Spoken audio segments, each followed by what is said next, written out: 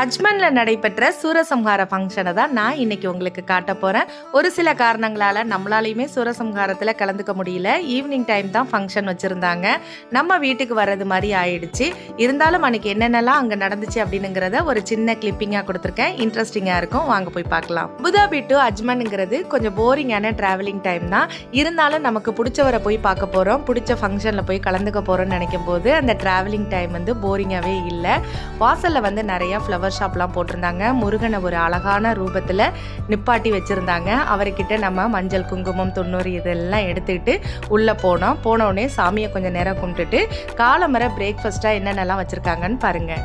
நம்மளோட ட்ரெடிஷ்னல் மைசூர் பாக்கு அங்கே இருந்தது. பொங்கல், சட்னி, சாம்பார், வடை, அடுத்தது இந்த மாதிரி கிரீன் இட்லி, சார்கோல் இட்லி, அடுத்தது கேரட் இட்லி, இந்த மாதிரி டிஃப்ரெண்டான டிஃபன் வெரைட்டிஸ்லாம் வச்சுருந்தாங்க.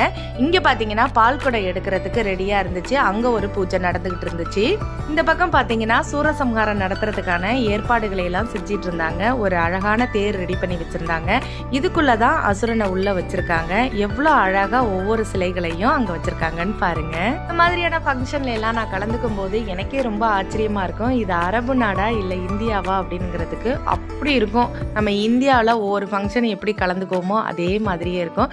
இப்போ நீங்கள் ஸ்டேஜில் பார்க்குற ஒரு ஃப்ளவர்ஸுமே ரியல் ஃப்ளவர்ஸ் தான், எதுவுமே ஆர்டிஃபிஷியலே கிடையாது.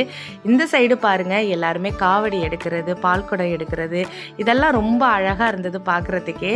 சூரசம்ஹாரத்தில் தான் நம்மளால் கலந்துக்க முடியலையே தவிர ஒன்று விடாமல் அங்கே இருந்த எல்லா ஃபங்க்ஷன்லையுமே நல்லா திருப்தியாக கலந்துக்கிட்டு அங்கே இருந்த ஃப்ரெண்ட்ஸோட கொஞ்சம் நேரம் பேசிட்டு பக்தி பாடலுக்கு புகழ் பெற்ற வீரமணி சாரோட ஒரு ஃபோட்டோ எடுத்துட்டு மகா தீபாராதனை பார்த்துட்டு வந்துட்டோம்.